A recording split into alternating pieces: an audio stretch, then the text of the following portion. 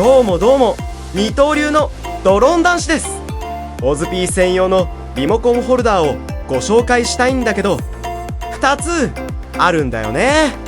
1つ目はリストバンドタイプ、2つ目は拡張性がすごいブラケット。持ってても損はないから最後まで見てね。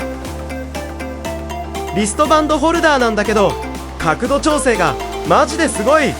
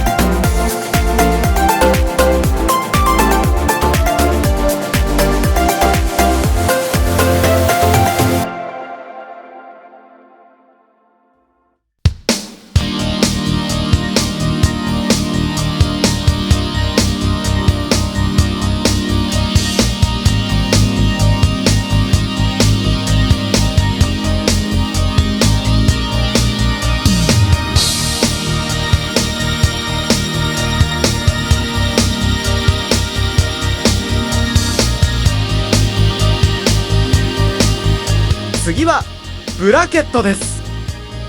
残念ながらマグネットではない。しっかりとフィット感もあって取れることはまずない。最初は取りにくいけど慣れれば取りやすい。